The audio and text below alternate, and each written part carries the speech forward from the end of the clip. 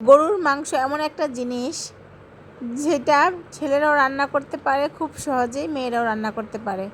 কেন জানেন? ছেলেরা রেডি মশলা দিয়ে তাড়াতাড়ি ঝটপটি গরুর মাংসটা রান্না করে নিতে পারে।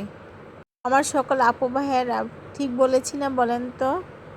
ছেলেদের পেট শান্তি তো দুনিয়া শান্তি। দেখবেন যে হাজব্যান্ড ওয়াইফের মাঝে রাগ অভিমান হয়েছে, তখন হাজব্যান্ডকে মজার মজার রান্না করে খাওয়াবেন, রাগ দেখবেন নিমেষেই শেষ হয়ে গেছে।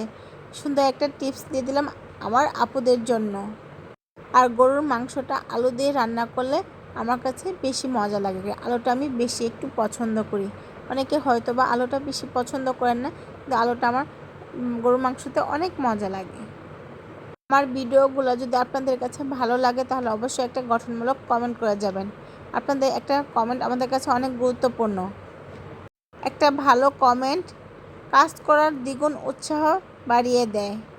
আপনি যতই শিল্পপতি হন, সম্পদশালী হন, ক্ষমতাশালী হন, আপনাকে একটু মানসিক শান্তি দেওয়ার জন্য একটা মানুষ যদি আপনার পাশে না থাকে, দিন শেষে আপনি একলা। ভিডিওটা যদি আপনাদের কাছে ভালো লাগে তাহলে অবশ্যই ভিডিওটা শেয়ার করে দিয়ে যাবেন।